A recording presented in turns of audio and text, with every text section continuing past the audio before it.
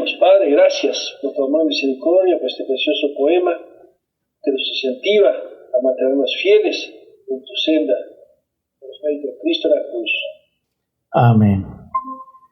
Bueno, hoy seguimos estudiando, estimados hermanos, Génesis capítulo 3, del 1 al 3. Vamos a ver estos versículos y ya nos ponemos a leer el texto mismo. Génesis capítulo 3, verso 1 al 3. Y dice así: pero la serpiente era astuta más que todos los animales del campo que Jehová Dios había hecho, la cual dijo a la mujer: ¿con qué Dios os ha dicho, no comáis de todo árbol del huerto? Y la mujer respondió a la serpiente: del fruto de los árboles del huerto podemos comer, pero del fruto del árbol que está en medio del huerto, dijo Dios, no comeréis de él ni le tocaréis, para que no muráis. Este capítulo comienza como una serie de películas encabezado por la serpiente, y en este contexto al resto de la escritura, la Biblia, se trata de Satanás, o como se conoce, Lucifer. Pero la serpiente era astuta. De esta última palabra se puede deducir que la serpiente era inteligente más que todos los animales y las bestias. Así nos dice este texto referente a lo que hemos leído, pero también nos relata, este es un llamado al relato de la caída, una simple alegoría, es mejor decir, de inmediato que no cree en el libro. Hubo una serpiente real, así como hubo un paraíso real. Hubo un Adán y una Eva real que estuviera en la cabeza de nuestra raza y pecaron realmente, y nuestra raza realmente caída. Créanlo, el hombre posee quizás mucha más astucia que cualquier otra criatura, pero Satanás posee más astucia que cualquier otra criatura que el Señor Dios haya creado, incluido el hombre. Con toda probabilidad, el reptil llamado serpiente era una criatura más noble ante la caída que ahora. La palabra de nuestro texto, en lo que respecta literalmente la serpiente, insinúa que se produciría un cambio en ella, si nos dice Spurgeon.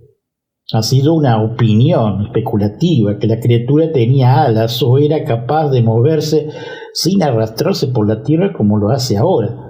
Un espíritu inmaterial debe ser invisible, por lo tanto debe encarnarse de alguna manera antes de poder ser visto.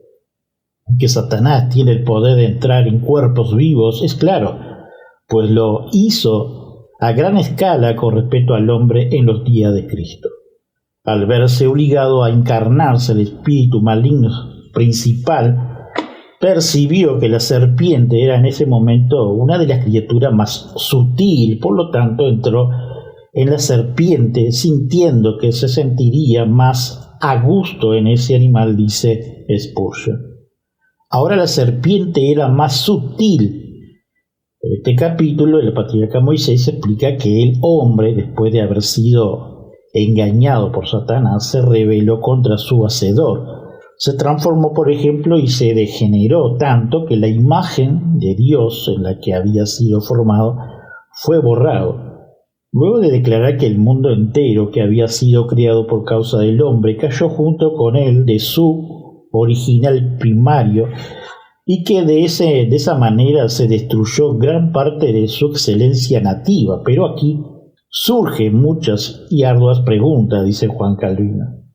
Porque cuando el patriarca Moisés dice que la serpiente era más astuta que todos los demás animales, parece insinuar que había sido inducida a engañar al hombre, no por insignia de Satanás, sino por su propia maldad. Respondo, dice Juan Calvino, que la sutileza innata de la serpiente no impidió que Satanás se valiera del animal con el propósito de causar la destrucción del hombre, porque como necesitaba un instrumento, eligió de entre los animales el que vio que sería más adecuado para él. Finalmente ideó cuidadosamente el método por el cual las trampas que estaba preparada podría poner por soporte la mente de Eva más fácilmente. Hasta ahora, dice Juan Calvino, no había mantenido comunión con el hombre, por lo tanto se vistió con la persona de su animal, bajo el cual podría abrirse el camino de acceso. Sin embargo, los intérpretes no están de acuerdo en qué sentido se dice que la serpiente es un cuarto sutil, palabra con la cual los hebreos designan tanto prudente como la astucia. Algunos, por lo tanto, lo tomarían en un buen sentido, otros en un mal sentido. Sin embargo, creo, dice Juan Calvino, que el patriarca Moisés no señala tanto una falta como un atributo alabanza a la naturaleza, porque Dios había dotado a esta bestia de una habilidad singular que la hacía más aguda y perspicaz que todas las demás. Pero Satanás pervirtió para su propio propósito engañoso el don que había sido divinamente impartido a la serpiente. Algunos se muestran muy cautelosos porque ahora se encuentran más agudeza en muchos otros animales. A bien responder que no habría nada absurdo en decir que el don que había resultado tan destructivo para el género humano ha sido retirado de la serpiente. Como veremos más adelante, también se le infligieron otros castigos. Sin embargo, en esta descripción, los escritores de historia natural no tuvieron materialmente de el patriarca Moisés la experiencia del mejor respuesta a la objetividad, porque el Señor no manda en vano su propósito de discípulos que sean prudentes como serpiente, allí en Mateo 10:16 como referencia. Pero parece quizás apenas en consonación con la raza y el razón que la serpiente debía ser presentada aquí, toda mención de Satanás siendo reprimido. Reconozco, dice Juan Calvino, en verdad que de este lugar solo no se puede recoger nada más que los hombres fueron engañados por la serpiente, pero los testimonios de la Escritura son suficientemente numerosos en lo que se afirma claramente que la serpiente era solo la boca del diablo, porque no se declara que la serpiente, sino el diablo, es el padre de la mentira, el fabricante de la imposición y el autor de la muerte. Sin embargo, la pregunta aún no está resuelta, porque el patriarca Moisés ha ocultado el nombre de Satanás. Suscribe de buen grado la opinión de quienes sostienen que el Espíritu Santo usó entonces figuras oscuras a propósito, porque eran apropiadas que la luz plena y clara se reserva para el reino del cielo. Mientras tanto, los profetas prueban que conocían bien los significados de lo que el patriarca Moisés, cuando en diferentes lugares echaron la culpa de nuestras ruinas al diablo. Hemos dicho en otras partes que el patriarca Moisés, con un estilo hogareño e inculto, acomodó lo que entrega a la capacidad del pueblo, y por lo mejor razón, porque no solo tenía que instruir una raza de hombres no instruidos, sino que la era existencia de la Iglesia, que no puede recibir ninguna instrucción superior, así nos dice Juan Calvino.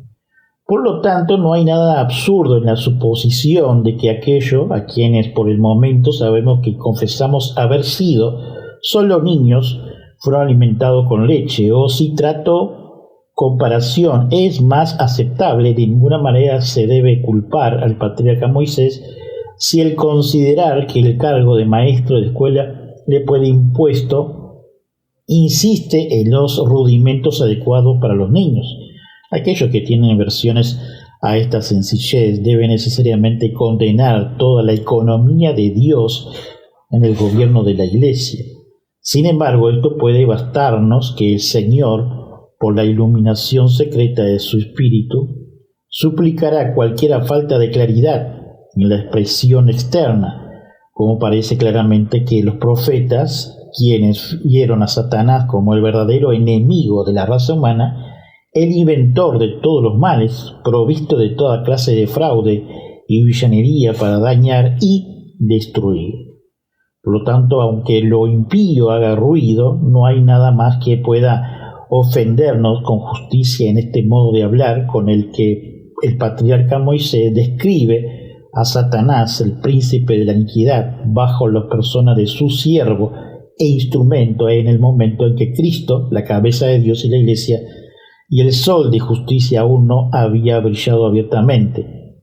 Añádase, dice Juan Calvino, a esto que la bajeza de la ingratitud humana se percibe más claramente, por lo tanto, que cuando Adán y Eva supieron que todos los animales fueron entregados por la mano de Dios en sujeción a ellos, sin embargo se dejaron llevar por un de sus propios esclavos en rebelión contra Dios. Cada vez que contemplamos algunos de los animales que habían en el mundo, debían de haberse recordado tanto la autoridad suprema como la singular bondad de Dios, pero por el contrario, cuando vieron a la serpiente, apostataron de su creador, no solo descuidando castigarla, sino que violando toda la orden legal.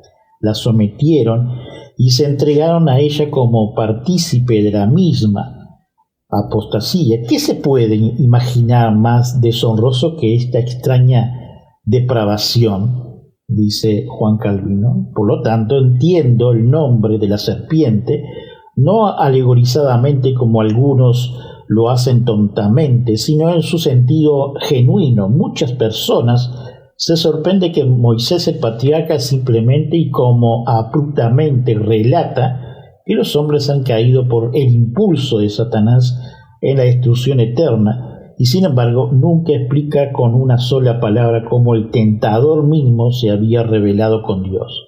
Y de ahí ha surgido que el hombre fanático han soñado que Satanás fue creado maligno, y en su descripción aquí dice Juan Calvino. Pero la rebelión de Satanás está aprobada por otros pasajes de la Escritura, y es una locura impía atribuir a Dios la creación de cualquier naturaleza maligna o corrupta, porque cuando hubo completado el mundo, Él mismo dio este testimonio de todas sus obras, que eran muy buenas.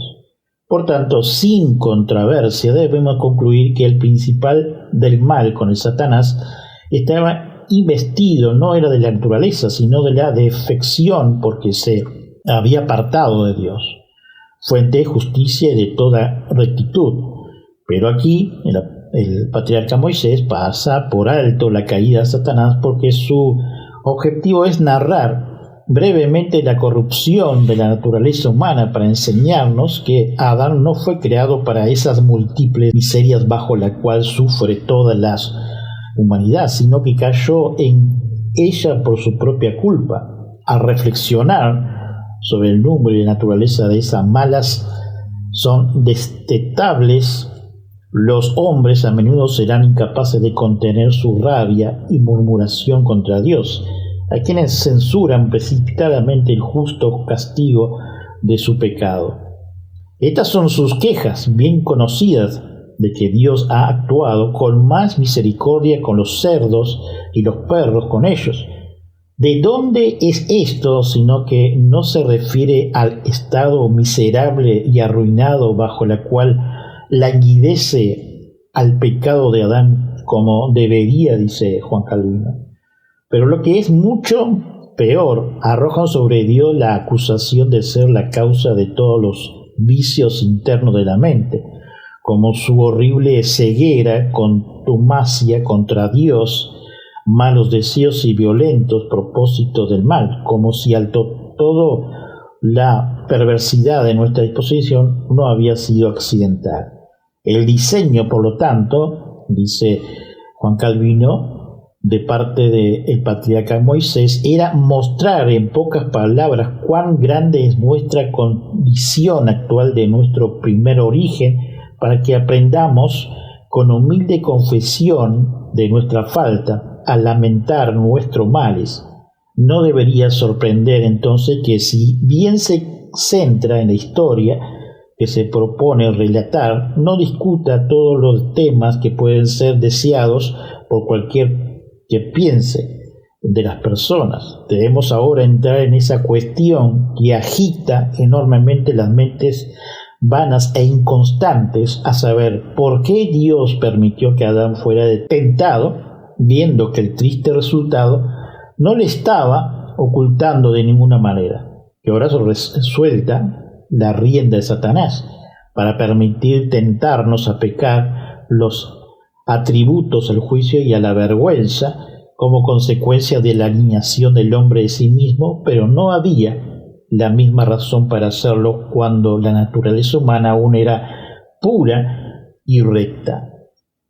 Dios, por lo tanto, permite que Satanás tentará al hombre, que era conforme a su propia imagen y todavía no estaba implicado en ningún crimen, habiendo permitido además en esta ocasión a Satanás el uso de un animal que de otra manera lo había nunca le ha obedecido. ¿Y qué más era esto que armar al enemigo para la destrucción del hombre?, dice Juan Calvino. Este parece haber sido el terreno sobre que los maniquees mantuvieran la existencia de estos principios. Por lo tanto, han imaginado a Satanás, no estando sujeto a Dios, puso trampas al hombre en oposición a la voluntad divina y era superior no solo al hombre, sino también al mismo Dios. Así, para evitar lo que tenía como un absurdo, han caído en exceso de prodigio, de error, tales como que hay dos dioses y no solo creador del mundo, y que el primer Dios ha sido vencido por su antagonismo. Sin embargo, todo lo que piensa piadoso y reverentemente en el poder de Dios reconoce que el mal no ocurrió sino con su permiso, porque en primer lugar hay que admitir que Dios no ignoraba el acontecimiento que estaba por ocurrir, y luego que podría haberlo prevenido, se hubiera considerado oportuno hacerlo, pero al hallar el permiso entiende que él había designado todo lo que deseaba que se hiciera. Aquí, de hecho, surge una diferencia de parte de muchos que se ponen que Adán fue dejado tan a su propia voluntad que a Dios no quería que cayera. Dan por sentado lo que yo les permito, dice Juan Calvino, que nada es menor probable que Dios consideró como la causa del pecado que han vengado con tanta y tan severas penas. Sin embargo, cuando digo que Adán no cayó sino la ordenación y la voluntad de Dios, no lo toma como si el pecado alguna vez le hubiera agradado, o como si simplemente deseara que el proceso del hábito dado fuera de violencia. En medio que la caída de Adán fuera subversiva de la equidad y del orden bien constituido, en la medida en que fue contumaz contra el legítimo divino y la transgresión de la justicia, ciertamente fue contra la voluntad de Dios. Sin embargo, ninguna de estas cosas hace imposible que por una cierta causa, aunque desconocida, para nosotros pueda querer la caída del hombre. Ofender los oídos de algunos cuando se dice que Dios quiso este otoño, pero que otra cosa ruega, es el permiso de aquel que tiene el poder de prevenir y en cuya mano está puesto todo el asunto sin su voluntad. Quisiera que el hombre prefiriera dejarse juzgar por Dios antes que juzgarlo con profanas temeridades, pero esta es la arrogancia de la carne para someter a Dios a su propia prueba. Sostengo, dice Juan Calvino, como un axioma establecido, que nada es más inadecuado para el carácter de Dios que decir que el hombre fue creado por él con el propósito de ser colocado en una condición de suspenso y duda. Por tanto, concluyo que a medida en que se convirtió el Creador, antes había determinado consigo mismo cuál debería ser la condición fuera del hombre. De ahí que los torpes infieran imprudentemente que el hombre no pecó por libre albedrío, dice Juan Calvino, porque al mismo percibe, convencido por el testimonio de su propia conciencia, que ha sido demasiado libre en el pecado. Si pecó por necesidad o por contingencia, es otra cuestión, respetando lo que la institución y el tratado sobre la predestinación. Y dijo a la mujer: los impíos asaltan a este pasaje con sus burlas porque el patriarca Moisés atribuye elocuentemente a un animal que solo silba débilmente con su lengua bífida. Y primero pregunta en qué momento los animales empezaron a estar mudos, si entonces tenían un lenguaje distinto y uno común entre nosotros y ellos. La respuesta talista de la serpiente no era elocuente por naturaleza, pero cuando Satanás, con permiso divino, la obtuvo como un instrumento adecuado para su uso, pronunció palabras también con su lengua, lo que Dios mismo permitió. Tampoco dudó que Eva lo percibiera como extraordinario y por eso recibió con mayor avidez lo que admitía. Ahora bien, si los hombres decían que todo lo que es inusual debe ser fabuloso, Dios no podría obrar ningún milagro. Aquí Dios, dice Juan Calvino, al relacionar una obra por encima del curso ordinario de la naturaleza, nos obliga a admitir su poder. Entonces, si con este mismo pretexto ridiculizamos el poder de Dios porque no nos es familiar, ¿no somos excesivamente absurdos? Además, si parece increíble que la bestia hablara por mandato de Dios, ¿cómo tiene el hombre el poder de hablar sino por Dios a forma de su lenguaje?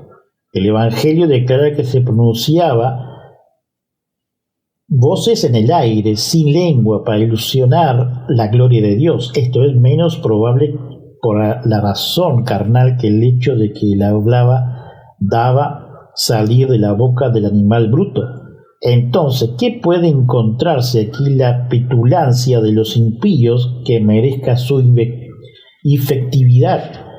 En resumen, dice Juan Calvino, quien sostenga que Dios en el cielo es el gobernante del mundo, no negará su poder sobre la criatura, de modo que pueda enseñar a los animales brutos a hablar cuando le plazca, así como ha dejado mudo a los hombres elocuentes. Además, la astucia de Satanás se delata en esto, que no ataca directamente al hombre, sino que se acerca a él como a través de una mina en la persona de su esposa. Este insidio método de ataque nos es más que suficiente conocido en la actualidad, y ojalá pudiéramos aprender con prudencia a protegernos contra él, dice Juan Calvino, porque se insinúa con cautela que en el punto en el que ve penetrar donde deseaba, la mujer huye de conversar con la serpiente, porque hasta ese momento no había existido disensión. Ella, por lo tanto,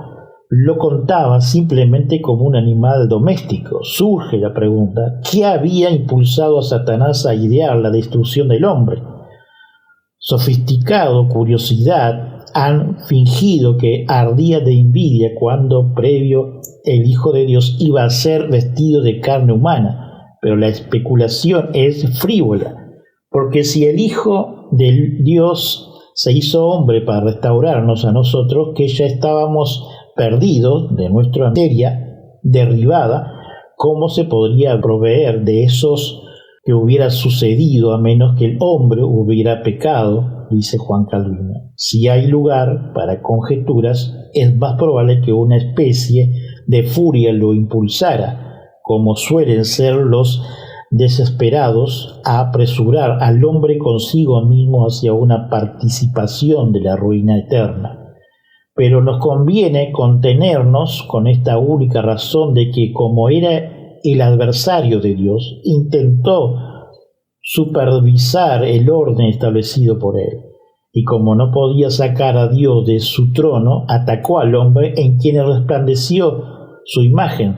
Sabía que con la ruina del hombre se produciría la confusión más espantosa en todo el mundo, como de hecho sucedió, y por eso se esforzó en la persona del hombre por oscurecer la gloria de Dios, rechazando por tanto todas las invenciones vanas.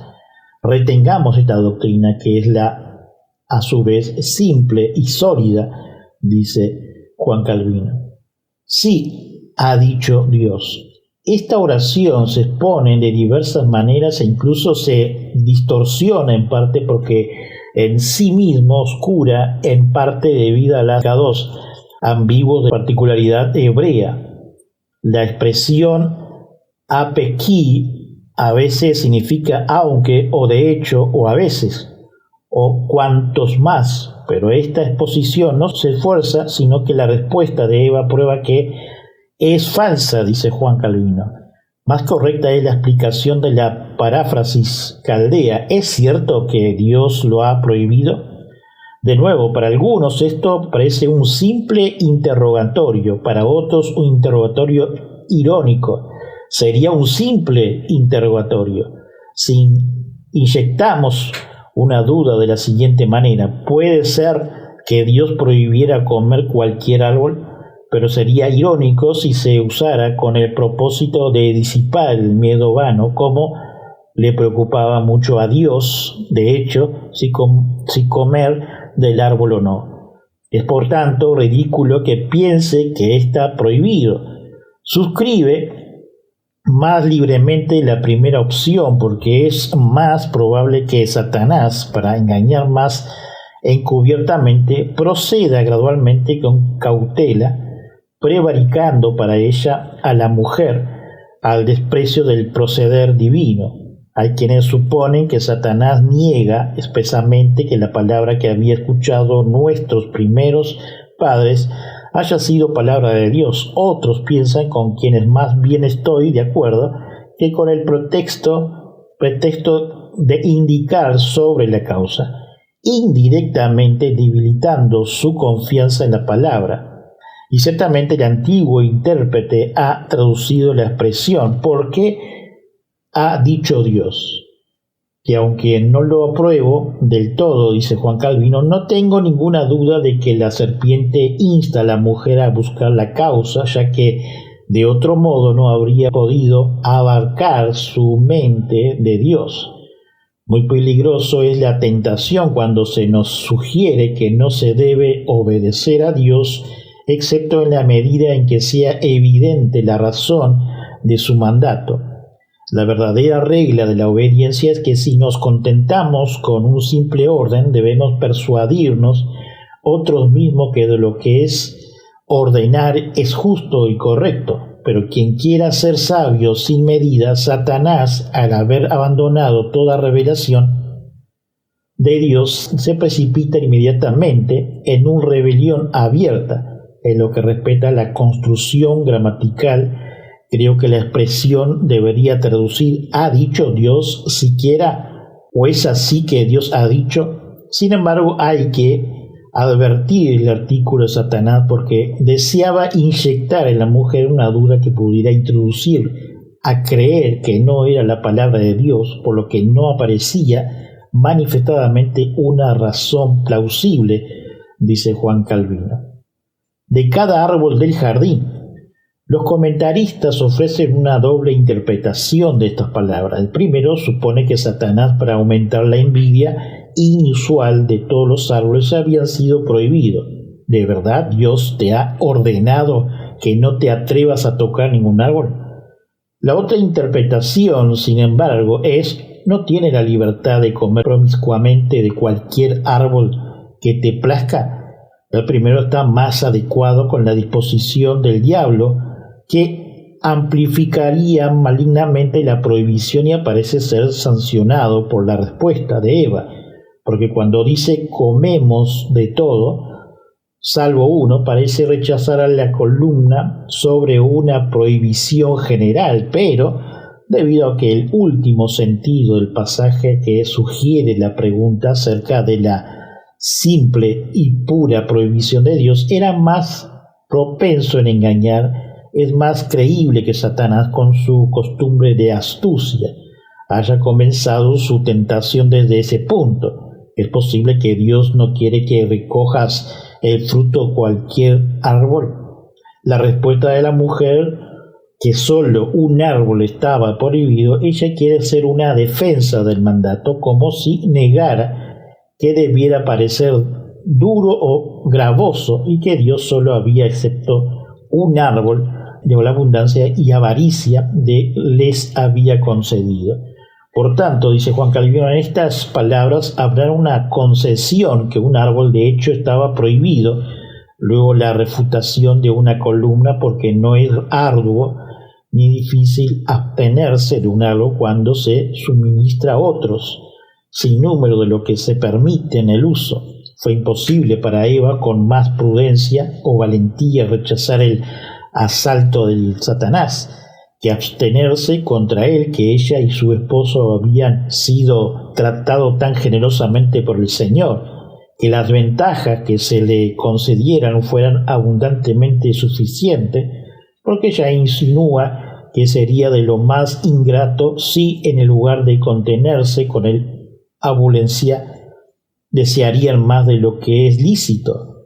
Cuando ella dice Dios le ha prohibido comer o tocar, algunos suponen que la segunda palabra debe agregarse con el propósito de causar a Dios con demasiada severidad, porque les prohibió incluso el toque, pero yo más bien, dice Juan Calvino, entiendo que ella está en ese momento permaneciendo en obediencia y expresa su carácter piadoso, observando con ansiedad el precepto de Dios, solo que al proclamar el castigo comienza a ceder insertando, o quizás cuando Dios ciertamente ha pronunciado, moriréis de muerte, porque aunque con hebreo, pluma, no siempre implica duda, sin embargo, dado que generalmente se toma en este sentido, acepta voluntariamente la opinión de aquella mujer que estaba comenzando a vacilar. Ciertamente no tenía la muerte tan inmediatamente de sus ojos si se volviera desobedeciendo como debía de hacerlo. Ella muestra claramente que su perspectiva del verdadero peligro de muerte era distante y fría. Así culminamos con el comentario de Juan Calvino. Pero también, hermanos, debemos saber que todo esto no era un plan A, B o C, sino que estaba todo dentro del plan de Dios. Era un dominó para que todo sucediera como tenía que ser. Cristo tendría que morir por cada uno de nosotros hoy. No era porque Satanás o Lucifer se manifestó en contra y quería el poder, no, ya estaba todo planeado en el sentido de Cristo. Terminemos para orar. Oh Señor, te damos gracias porque tú cada día nos haces libre por medio de tu palabra, pero también, Señor, porque conocemos que por medio de tu escritura tú estás iluminando nuestras mentes. Señor, gracias por permitirnos y, Señor, también gracias porque participamos de la comunión en oración con los hermanos. Amén.